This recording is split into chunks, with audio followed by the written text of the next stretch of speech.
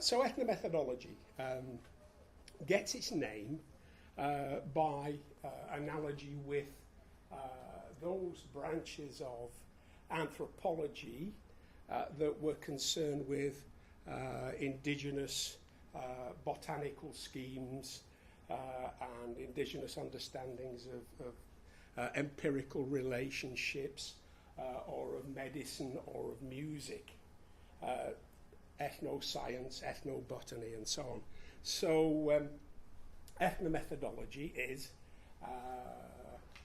the study of indigenous understandings of people's methods. It follows that model. It seeks not to offer its own account of these things, but to capture the understanding that's to be found amongst the members of the society under study of. The social setting, I use social setting rather than society, because you're talking about things like police patrolling the streets, or radio broadcasters working in a studio, or bartenders trying to keep order on a Saturday night, whatever. And methods is nothing very dramatic. It refers to a multitude of things, such as, for example, looking out of the window to see what's making a noise, or looking up a word in a dictionary, other ways in which people have of finding things out. And I have to remember. So methods, it's interested in methods, not in the conventional sociological sense of methods of inquiry, but it's interested in the methodic ways in which people do things, the methodic ways in which they put their interactions together and put together the activities that those interactions do. And this is orderly, and it's orderly in the sense that these affairs are put together so that amongst the inhabitants of the social scene, they are both observable and reportable. I'll expand on this in a moment or two to make these. I'll try and illustrate and explain these abstract formulations, give some examples. Ethnomethodology really originated around the middle of, in the 1940s, early 1950s, in the work of a man called Harold Garfinkel, who was apparently in hospital with stomach pains a couple of weeks back, but is still going strong and is now out of hospital. And Harvey Sachs, who died in a road accident in 1975. Garfinkel was the primary progenitor. Sachs picked up work, got some of Garfinkel's ideas, associated with him, and then developed what became an independent speciality of conversation analysis. And there's some controversy over whether or not conversation analysis is or isn't part of ethnomethodology, but for purposes of today, I will briefly treat it as such. Specifically, ethnomethodology originated in a critique of mid-20th century US sociological theorizing, particularly as represented in the work of Talcott Parsons. And though it's the case that Garfinkel developed a lot of his ideas out of a systematic critique of Parsons' work through an invidious comparison with the phenomenologically sourced sociology of Alfred Schutz, Garfinkel had enormous regard for Talcott Parsons' work, and actually wrote an enormous 400-page manuscript, which has never yet seen the light of day, to explain that almost all of the standard sociological criticisms of Parsons were either irrelevant or trivial, and so it mustn't be, the impression mustn't be given that there was no Parsons' work was underestimated. It was taken very seriously indeed. And the other element of the origin of ethnomethodology were in the dissatisfaction with the empiricist methodologies, particularly quantitative branches and stuff, of American sociology in the 1950s and early 1960s. Though it mustn't be thought that because ethnomethodology originated in critiques of these sorts that the criticisms are out of date, because I think in fundamental respects, as far as ethnomethodology is concerned, nothing much has changed in the fundamental situation since the 1950s, at least with respect to the things that ethnomethodology is interested in. There are two main sources for all the core ideas of ethnomethodology. There's Harold Garfinkel's Studies of Ethnomethodology, a collection of papers put together in 1967 for publication. One of the troubles with Garfinkel over the years has been he doesn't publish very willingly, and indeed Studies in Ethnomethodology was published on his behalf rather than by Garfinkel himself. And actually the first 17 or 18 pages of that book contain, in a very condensed and perhaps inaccessible prose, the essence of the enterprise. The other thing, canonical source, is Harvey Sachs's Lectures in Conversation, which were only published well after his death, and were based on lectures that were given at the University of Irvine between approximately 1964 and 1975. And these lectures were originally circulated in mimeograph forms, that they were transcribed and circulated. And at one point you could just write to Sachs and he would send you a bundle of them. Okay, so ethnomethodology looks upon itself as a dissident element in sociology.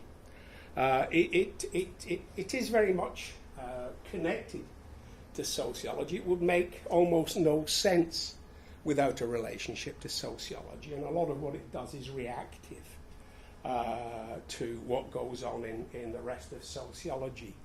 But in Garfinkel's relatively recent formulations, he's come to talk of it as an asymmetrical and incommensurable alternate sociology.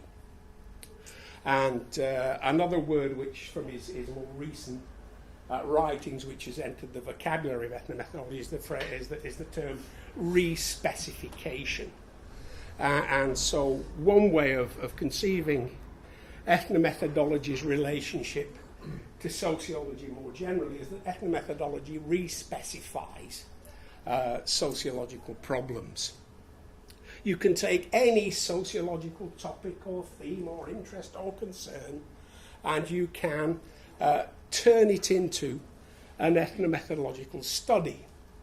Now, whilst you can, at least it's claimed, like all these things, these are claims, probative claims. I mean, it would remain to be substantiated that this is so, but there's no a priori reason to, or perhaps better, it's got a certain prima facie validity.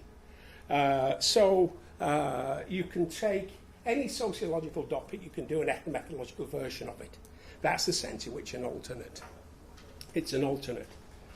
And the relationship is not reversible. Part of ethnomethodology's argument is that the things in which it is interested are not accessible to the inquiries of what it calls formal sociology or formal analysis, FA for short. That's the sense in which it's asymmetrical. You can transform things one way, but you can't transform them back. And it's incommensurable because the results of such a respecification will not answer the original question that sociologists wanted to ask. So that, I say, is a very simplified and abstract way of... Now, why should ethnomethodologists come to think these things? Why should they begin to suppose that this kind of relationship can obtain? And one of the answers is because sociology is a natural language discipline, as far as ethnomethodology is concerned, both in terms of its topic and in terms of its own professional substance. Sociology operates pretty much in the same natural language that the members of society do. And yes, I know there's sociological jargon and stuff, but basically, sociological work is written in English or German or French, and so on. So it's a natural language pursuit. And the fact that both sociology and its topics are natural language matters is not itself much explored. So that classically the sociology of language was really focused on things like social class variations in dialects and accents and so forth, and to some extent cross-cultural comparisons of language patterns. So ethnomethodology's project, and of course it's not that natural language is merely something that features in society. It is in many ways the means, the medium for the production of social affairs. It's through the use of natural language that members of society organise and conduct their affairs very extensively. Now, it has to be remembered, of course, that natural language doesn't just mean using the words, of course. It means being able to comport yourself in all sorts of practical ways, to move yourself around and to do things and to relate to people and to handle tools and implements and all the rest of it, and to do this in ways that involve the use of the language, that are conducted through talking to other people and writing things down and stuff. So it's not as if we have language on the one thing and what people do on the other. Ethnomethodologists, a lot of them were very pleased to come across J.L. Austin's notion of the performative way back in the late 60s, the early 70s.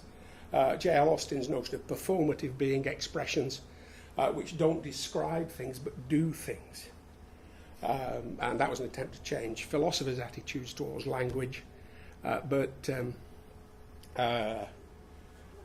was obviously closely fitted with what ethnomethodologists were thinking about how social affairs are carried out. And I'll put there in the passage that social affairs are made to happen. There's a sense in which ethnomethodology is interested in how social organisations are realised. Social organisations consist in people's behaviour in organised and concerted ways. And somehow those social organisational features of things assemble into an ordered class, being addressed from the front, crossing the street at the traffic lights, lining up in the cafe to get lunch. All of these things have to be made to happen. They have to be realised. Queues don't form of themselves. They form by the people making up the queue. So very often a way of formalising this is to say ethnomethodology is interested in these things as self-organising systems. The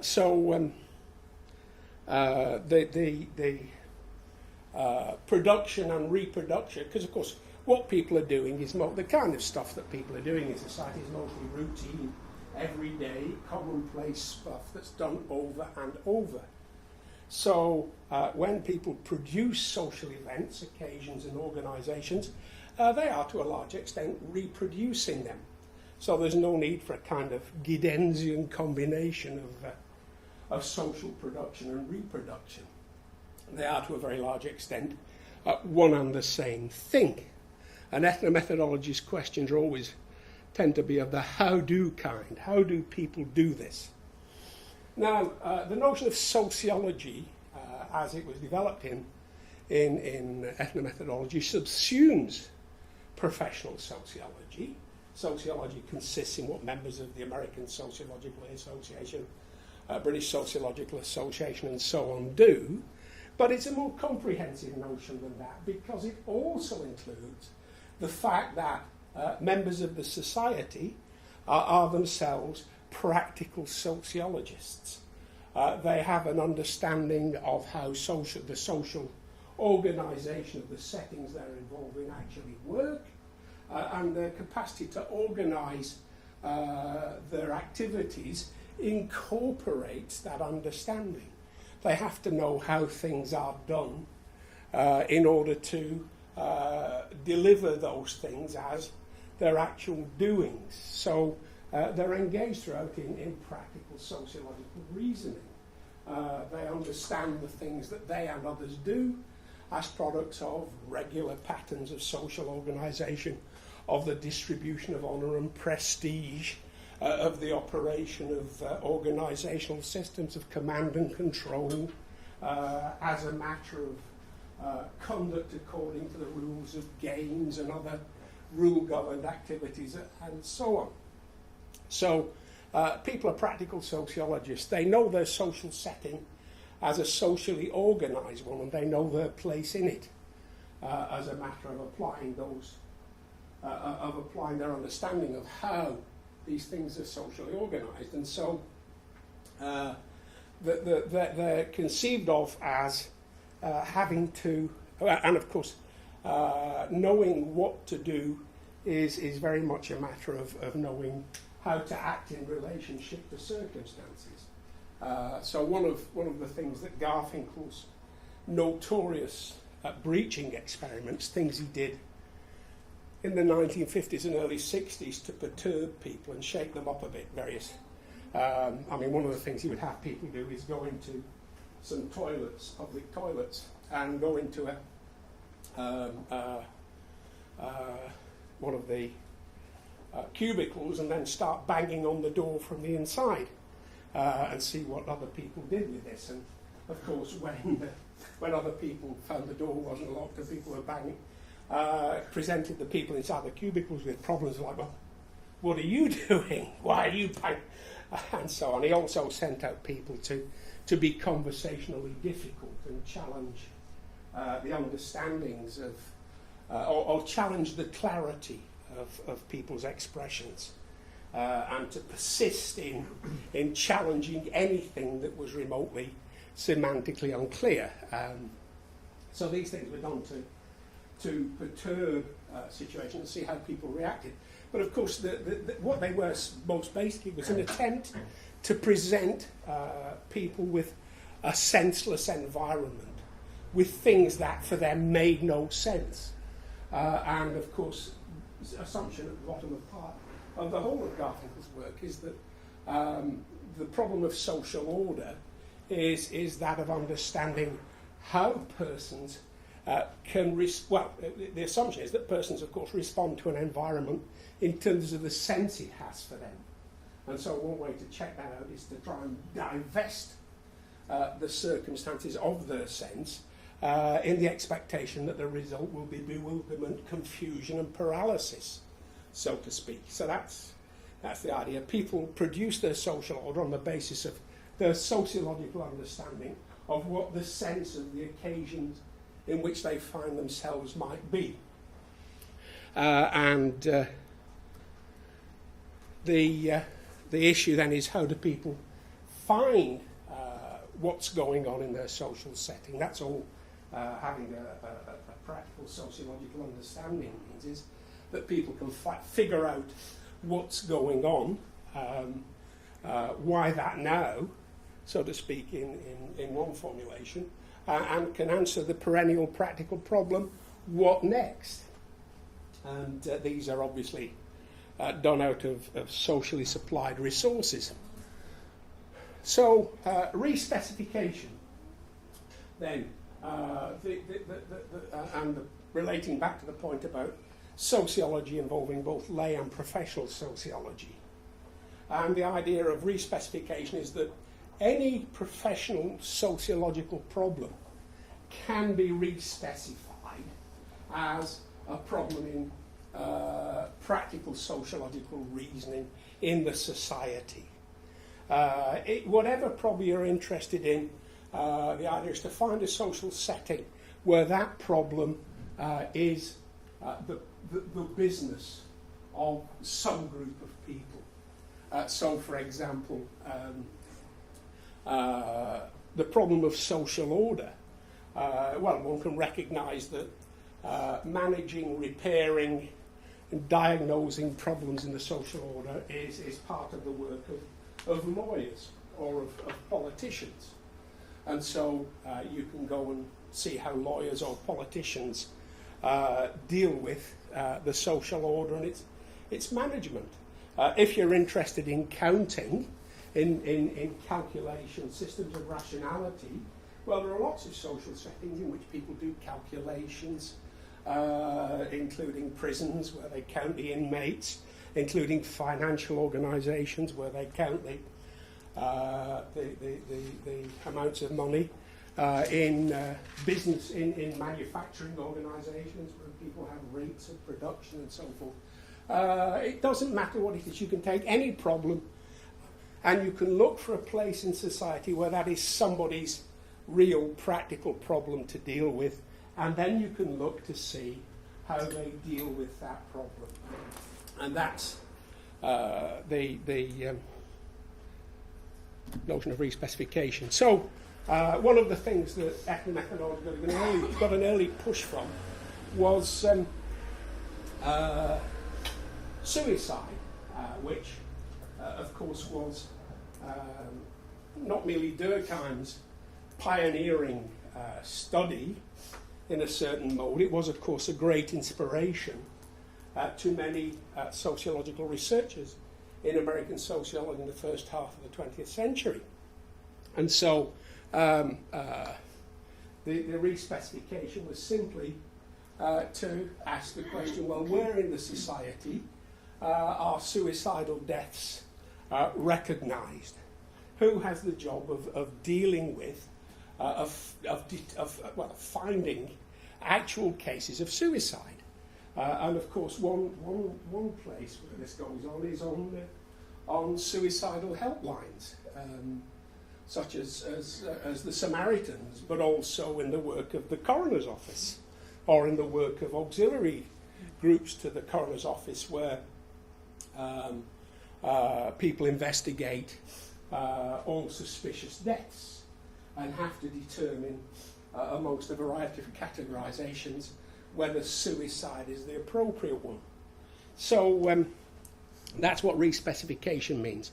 And of course, it doesn't give you an answer to the question that Durkheim was asking. Remember the asymmetrical thing? It doesn't give you an answer to the question, under what conditions do persons kill themselves? Because, of course, the ethnomethodologist doesn't know anything about suicide per se, or about the suicidally dead. The ethnomethodologist knows only about the proceedings of the coroner's office, or of the exchanges that take place on the telephone of the suicide centre, the suicide prevention centre. And so, really, the investigation is into how, for the society's practical purposes, determinations of suicidal deaths are generated, and from the point of view of statistics, of how those statistics are put together in the first place. And so it's the question is, what is suicide in terms of the practical organisation of the coroner's office? And of course, this is not merely a matter of what sorts of notions do the people in the coroner's office have about the conditions under which people commit suicide, because of course they have lots of ideas about this, about the inclination of people to kill themselves just before Christmas, the relationship this has to their financial problems, their occupational troubles, their domestic relationships, their romantic affiliations, and so on. All of that, of course, but it also has to do with how the coroner's office works, what the terms of employment are, what the arrangement for the assignment of cases to investigators are, what timescales are allowed for making the investigations, what sorts of capacities the investigators have to go out into the society and find people to talk to about suspicious deaths, what access they can have to the records of organisations, and so forth and so on. So as I say, it's not a search for what are the general understanding of the nature of suicide. It's under what practical conditions, in what practical ways, by what practical measures do coroners investigators arrive at an adequate report which will be accepted as determining that a death was a suicidal one. So and this kind of stuff won't get recovered by alternative methods, or at least that's the idea. Now, observable and reportable. I mentioned this earlier, and of course, and I talked about social life as sociology and social life as natural language activities. And this is really what the notion of observable and reportable references. It references, that is, that people conduct and organise their activities so that, not as an additional purpose or anything, but do them in such ways that they will be recognisable or intelligible to other people, such that other people can report or describe on them. So, say what's he, you look ahead and you see a car in front and you see the indicator light going, your passenger says, what's he doing? You say he's turning left. That's all it means. You can look ahead, you can see the indicator light going, and you can tell somebody, oh, that's what he's doing, he's turning left. But more generally, the idea of observation, observable and reportable, is meant to implement the idea that social organisation is reflexively organised, that describing social affairs is something that is embedded in and part of the conduct of those self-same social affairs, as, for example, corporate records are generated by departments and units within the organisation under process of organisation, supervision and review and so forth, which is not to fault them or anything. But the thing is not to ask whether the records are adequate records. It's to ask what in the relevant social settings counts as adequate records. Just like with the coroner's office, the question is, well, what's going to count as a satisfactory report on a suspicious death? And everything from the amount, the way in which it's written and how it's argued and stuff will be included in the things. So ethnomethodology is not trying to draw its own conclusions about these matters. It's concerned with how people organise their activities in such ways that they can be represented in statements, in written forms, in diagrams, in traces, in pictures, in recordings and videos and whatever forms of representation there are. So ethnomethodology is recommending that representation be conceived as through and through a socially organised matter. And socially organised matter means organised subject to a multitude of practical requirements.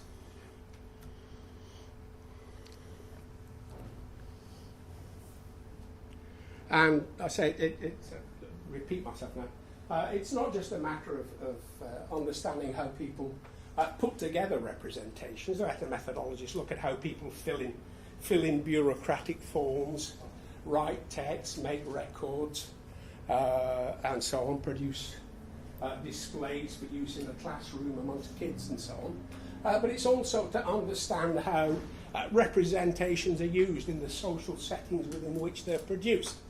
And so there's a big interest arising from ethnomethodology in how people follow rules and make use of plans in organising their practical doings, how people work in relationship to organisational charts, and so on. Now, what's the implication of all this for sociology's, for ethnomethodology's methods? Well, it doesn't, in a sense, it doesn't have any methods, certainly not in the conventional sociological sense, certainly not in the sense that there are any ethnomethodology's methods, because whilst it's the case that the indigenous methods are internal to the social phenomena under investigation, it's also the case that understanding those phenomena is a matter of understanding the indigenous methods that are used to produce them. So the concern is always with the indigenous methods and not to provide ethnomethodology cannot independently specify the nature of the things that people are doing. It can't specify the content or the consequences or the result of the things that people are doing. It is, in that sense, dependent on the ways of the social setting. And so ethnomethodologists are not really investigating the members of social settings in the way that sociologists perhaps more generally might think of themselves. They think themselves rather as learning from those members. They're in a teaching relationship very often.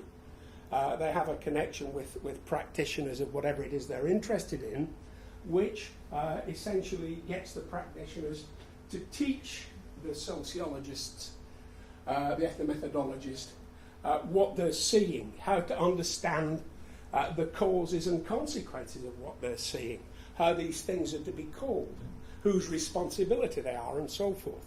It's a matter of being instructed. So Garfinkel was very pleased with himself because he started interviewing physical scientists. A friend of mine long ago pointed out Garfinkel's research basically never required him to leave the Los Angeles campus. And so he started interviewing natural scientists. And he was very pleased with himself because the way in which he was interviewing them was that he had no idea what they did. He had no idea what to ask them. So he'd ask them questions and then see what they said in response to those questions, and then he'd figure out what the question he'd asked them was understood to be. He'd no idea how to ask them what these questions were. But you asked them and you saw what response they get, and then you thought, they must have understood me to be asking this and that. So the point being that, of course, the natural scientists are being conceived as teaching Garfinkel how to find out about their science, knowing nothing about how it's done. His wife was a Libby chemist, so I presume they had some very odd conversations, but there you go. Now, the requirement, so really, the key requirement for ethnomethodological studies is what's called unique adequacy. That is acquiring the kinds of competencies that are required of the persons in the social setting that you intend to study. And so if you're going to seriously investigate computational sciences, mathematics, natural and experimental sciences and so on, medical practice, the law, the practice of law stuff, then there's a sense in which you need to be able you need to have competencies in legal, medical and other matters. Because otherwise you're in the position of like the biographers or the ghost writers of great entertainers, movie stars and the rest, which is essentially the social order is as told to you. Social order you're reporting is the one that the members have told to you. And you have to accept that when they tell you this is a suicide, that's for all practical purposes a suicide. But if you really wanted to capture the indigenous methods, then you would need to acquire those yourself and be able to apply them in actual situations. And this is, of course, in some respects, an immensely demanding requirement and requires that people take off to university to study law or mathematics so that they can understand how lawyers argue in court or be able to read Gödel's proof and understand how it works as a proof. But of course, whilst it's in respect of specialised competencies a demanding requirement, in other respects, of course, it's one that's easily satisfied because all of us as members of society have a whole range of quite commonplace and everyday competencies which we can bring to bear without further and additional training, and on which, of course, our sociological work always depends. So a lot of the earlier work in ethnomethodology was very much concerned with what were called common sense understandings. It was latterly they got ambitions to look into highly specialised competencies. But one of the best examples of dependence on common sense understandings and the satisfaction of unique adequacy is the case of conversation analysis. Conversation analysis is the systematic organisation of quite commonplace conversations, usually on the basis of audio and video recordings of them, which seeks to determine how conversations are organised around the fact that they consist in alternating turns at talking. And conversation analysis worked out a very systematic account of the ways in which ordinary conversation is organised. But of course, the capacity to do that kind of analysis depends upon the fact that we all of us have competencies both in conversation and in the natural language. I mean, you don't even need a language in common necessarily to understand other people, but obviously it's a lot easier to understand people's conversations if their conversations are in English, even if it's American English and you're an English speaker.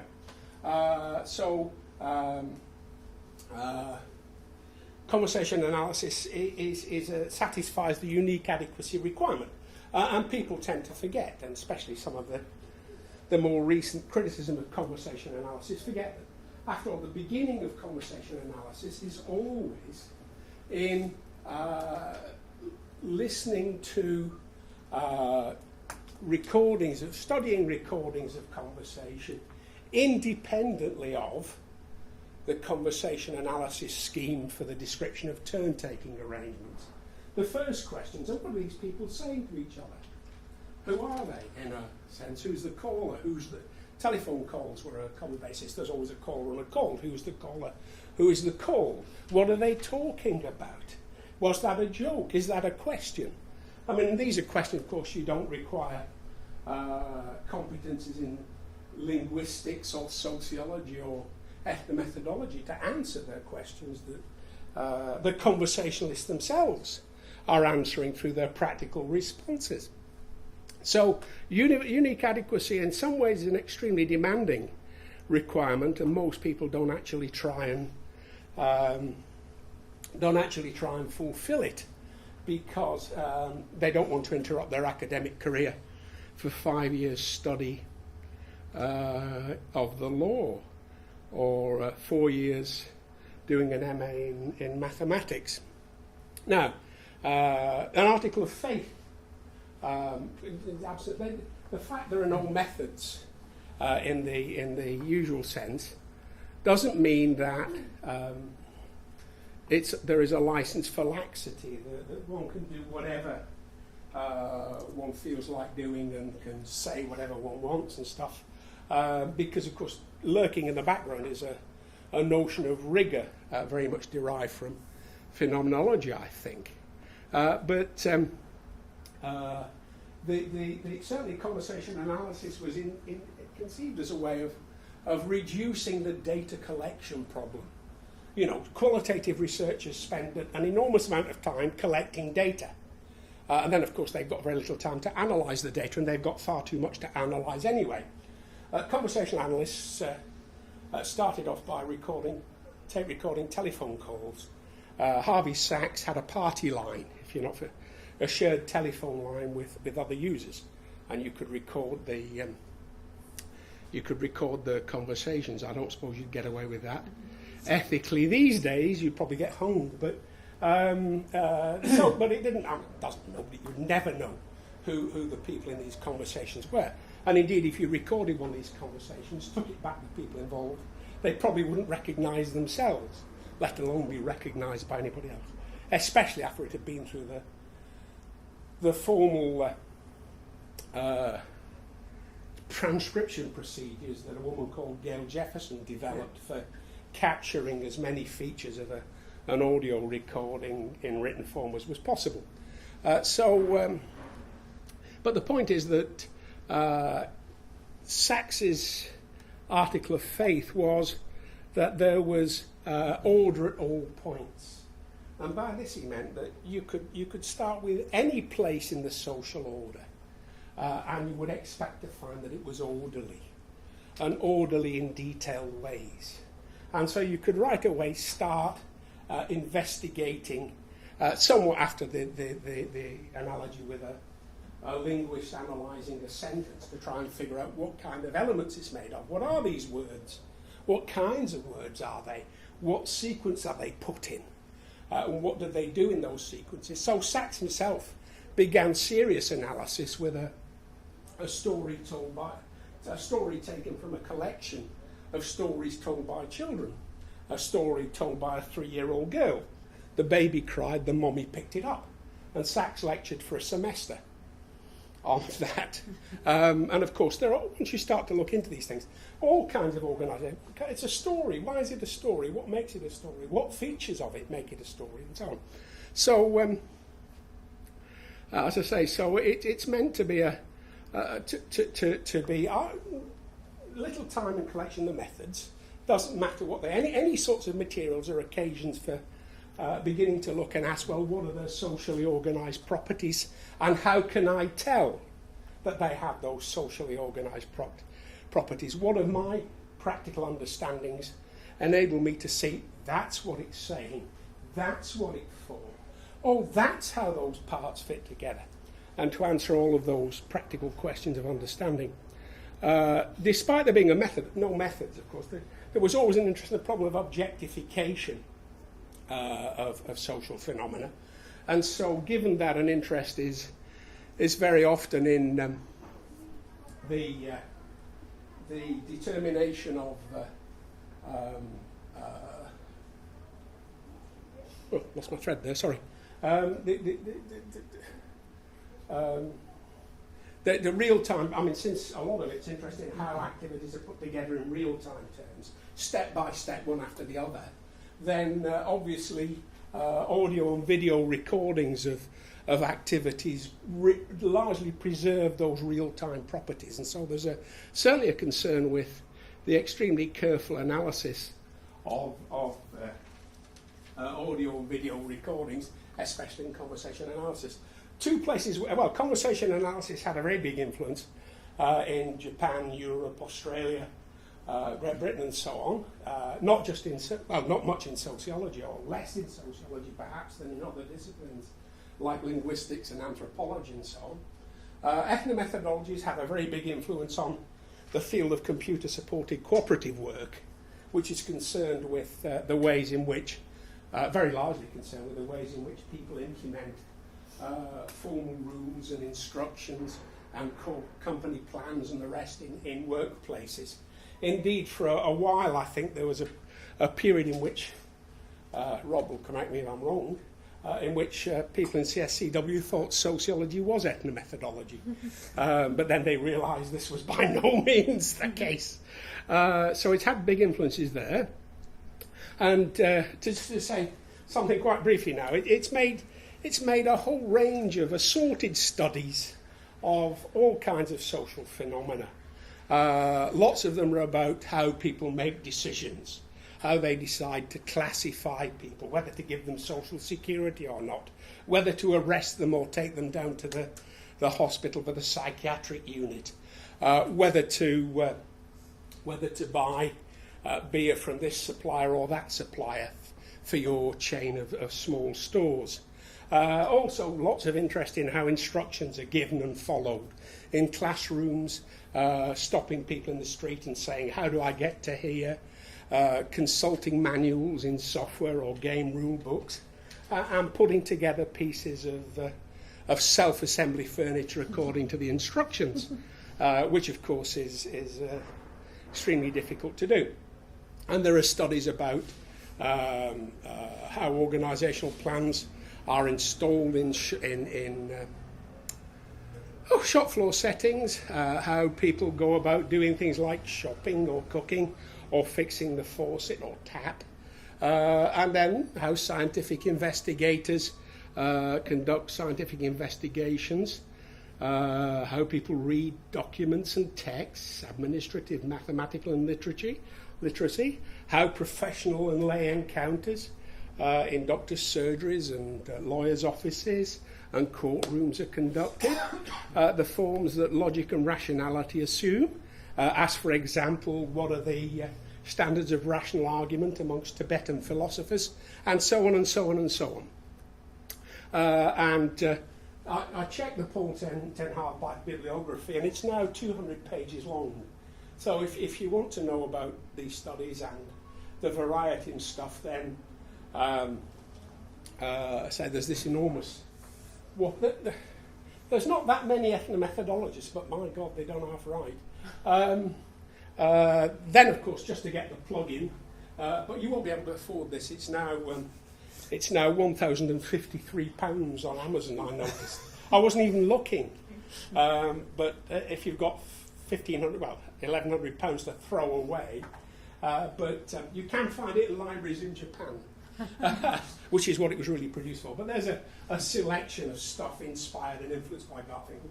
This is a very nice book indeed, talking about various aspects of ethnomethodology, quarrelling with conversation analysis, and relating to science studies and postmodernism. These are a whole series of well, this includes a whole bunch of studies of how people do ordinary activities like origami or playing checkers, and here is a